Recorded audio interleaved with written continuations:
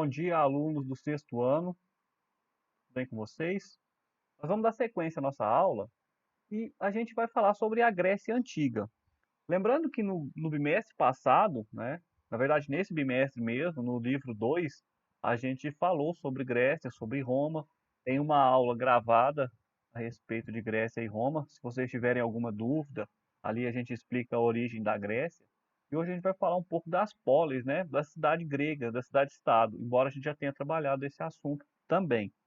Então, pessoal, eu já vou falar para vocês de antemão aqui, que vocês façam a leitura do capítulo 1 do livro 3, que a gente já vai estar iniciando o livro 3 nesse momento. Então, a gente já começa falando de Grécia e começando com o livro 3, tá bom? Então, a gente tem um período clássico, né? Esse período que é marcado pelo esplendor cultural e político, né, grego, que vai ser o momento das polis gregas, que vai ocorrer contato entre essas polis gregas, essas cidades-estados, né, que a gente chama disso do período clássico, né, que se dá o total desenvolvimento da democracia em Atenas, que a gente fala democracia é o poder do povo, né. Também ocorre a consolidação de Esparta como uma das principais polis gregas, e a gente tem também os Jogos Olímpicos, que a gente já falou bastante, né? Que ganha grande importância e se torna um grande evento para toda a Grécia. Inclusive, a gente discutiu essa relação das origens que a gente tem no mundo moderno, da importância de Grécia e Roma, tanto no cenário político como no cenário cultural, que a gente herda deles os Jogos Olímpicos, que a gente herda deles a democracia, a participação popular no poder político, né? Então a gente também percebe que nesse momento houve um amplo desenvolvimento das artes, da filosofia, principalmente em Atenas. E a gente vai tratar aqui, né, todo mundo sabe desses principais filósofos, né? Quando a gente se fala na filosofia grega, a gente fala de Sócrates, de Platão e também de Aristóteles, né? A filosofia significa em grego amor pela sabedoria. Os filósofos estudaram o mundo por meio da lógica e da razão. E aí a gente tem Atenas como o principal centro de desenvolvimento da filosofia na Grécia. E aí, como eu já citei esses principais filósofos, a gente tem o Sócrates, né? Que foi o primeiro grande filósofo grego, privilegiava a investigação e acreditava que o ser humano deveria estar sempre em busca daquilo que desconhecia. Tinha o hábito de debater e dialogar com as pessoas pelas ruas de Atena. Platão, que foi um aluno de Sócrates, responsável por grande parte do registro das ideias do mestre, escreveu grande parte de seus pensamentos em conversas chamadas diálogo. Sua principal obra é a República, na qual discute a justiça, a forma de governo das cidades e como deveria ser a sociedade ideal.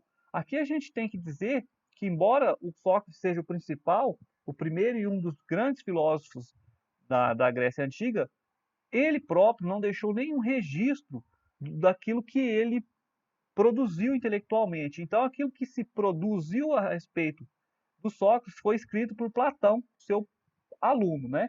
E aí a gente tem o Aristóteles, que foi o aluno de Platão. No entanto, ele não concordava totalmente com seu mestre, preferia se dedicar às áreas mais práticas da filosofia, como o funcionamento da natureza, e acreditava que a razão era o bem mais elevado e que era importante ter autocontrole. E aqui a gente tem os Jogos Olímpicos, né? Os Jogos Olímpicos na Grécia Antiga era realizado de 4 em 4 anos na cidade de Olímpia, em homenagem aos deuses. Cidades de toda a Grécia, inclusive das colônias do Mediterrâneo, enviaram atletas para participar dessa competição. Durante o período dos Jogos havia uma trégua nos conflitos entre as polis, né, entre essas cidades-estados. Sua principal modalidade era a corrida, corrida com armas, a luta, o salto em altura, a corrida de cavalos, né? Então, estão vários lançamentos de discos, saltos em distância, e os atletas vencedores ganhavam uma coroa de folha e eram recebidos como heróis em suas cidades, onde desfrutavam de muitas homenagens e honrarias. Aí a gente tem a ânfora grega, né, representando os corredores gregos em disputa. Aqui a gente tem as guerras grecos-pérsicas, né? No Oriente Médio desenvolveu-se um vasto e poderoso império controlado originalmente por persas e medos, né? Conhecido como Império Persa. No período do imperador Dário I, os persas conquistaram algumas das cidades gregas na região de Jônia. Os atenienses, em resposta, enviaram uma frota de 20 navios para auxiliar os jônios se libertarem dos persas. Então, Dário I respondeu com um pequeno exército que foi derrotado pelos atenienses. 10 anos mais tarde, o filho de Dário I, Xerxes, organizou uma grande força de 350 mil homens e 500 navios para tentar invadir e conquistar a Grécia. As polis gregas se uniram sob a liderança de Atenas e conseguiram vencer os persas. E aqui a gente tem, né, a democracia ateniense. Né, durante o período clássico, houve fortalecimento da democracia em Atenas. Todas as decisões políticas e administrativas passaram a ser tomadas pela eclésia, uma assembleia popular da qual qualquer cidadão adulto poderia participar, independente da condição econômica. Na eclésia, todos tinham o direito de apresentar suas propostas e argumentos, discutir e votar. O voto era direto, sem representantes, ou seja, cada um votava por si.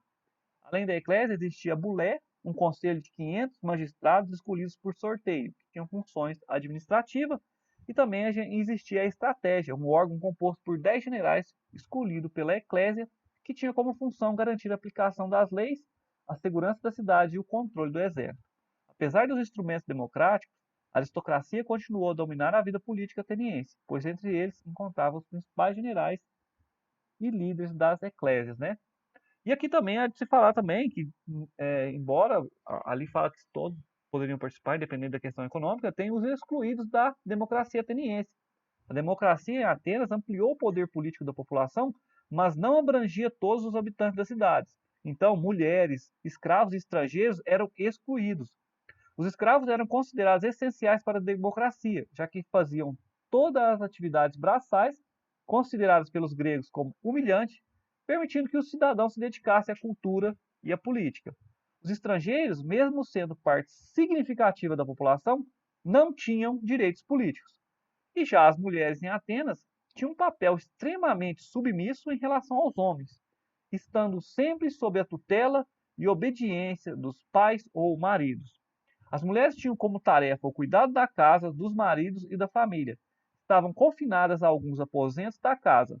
Não podiam aparecer em público e nem sair à rua sem a permissão ou a companhia de um homem. Aí a gente tem uma representação da mulher ateniense, né? E sua escrava, né? Uma obra em relevo, certo? E aqui a gente tem a guerra, a famosa guerra do Peloponeso, né? Para se defenderem dos persas, as polis gregas se reuniram em uma confederação liderada por Atenas, chamada Liga de Delos. Após vencê-los, Atenas se utilizou da Liga de Delos para exercer seu domínio sobre as demais cidades gregas. Como as tropas atenienses estavam espalhadas por toda a Grécia, os fundos da Liga serviam para manter os exércitos de Atenas e financiar obras públicas na cidade. Muitas cidades revoltaram contra a situação e, lideradas por Espartas, formaram a Liga do Peloponeso. Assim, a Liga do Peloponeso passou a confrontar as tropas atenienses, dando início à Guerra do Peloponeso. Esse conflito aí durou durante 27 anos e destruíram as cidades gregas.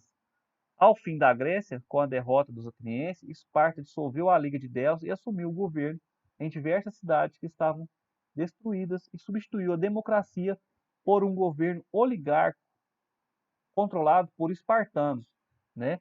O governo oligárquico é um governo de poucos, né? Uma oligarquia significa o poder na mão de poucos, né? Então aí ele vai ter uma oligarquia controlada por espartanos. Já as polis criaram novas alianças e se rebelaram contra Esparta.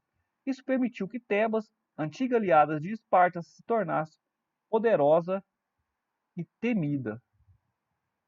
Aqui a gente tem o domínio macedônio, né? Enquanto as cidades gregas lutavam entre si, ao norte, o reino da Macedônia se transformava em uma potência militar. Para os gregos, a Macedônia era vista como um reino sem grandes importâncias, que não representava uma ameaça. Aí a gente tem o rei Filipe II, chegou a ser mantido refém em Tebas, reformou o exército macedônio com base nas táticas gregas que havia observado quando foi refém. Os macedônios invadiram a Grécia e subjugaram todas as cidades, já devastadas pela guerra entre si. Com o assassinato de Filipe II e Alexandre, seu filho assumiu o trono do Império Macedônio. Alexandre, inspirado pelos poemas heróicos ensinados por Aristóteles, que fora seu professor particular quando criança, resolveu continuar a expansão do império iniciada por seu pai, a Ásia. E aí a gente tem aqui, né, a conquista de Alexandre rumo ao Oriente, né? Alexandre ampliou de maneira considerável o Império Macedônio, que chegou até a Índia após 10 anos de campanhas contínuas. Alexandre conquistou regiões do Oriente Próximo e depois ao Egito, onde fundou a famosa cidade de Alexandria. Do Egito partiu para o Oriente para conquistar o poderoso Império Persa, e continuou sua marcha por terras desconhecidas até chegar próximo à Índia. Lá seus soldados, já cansados e há muito tempo longe de casa, se negaram a prosseguir. Assim, Alexandre foi obrigado a retornar com seus homens.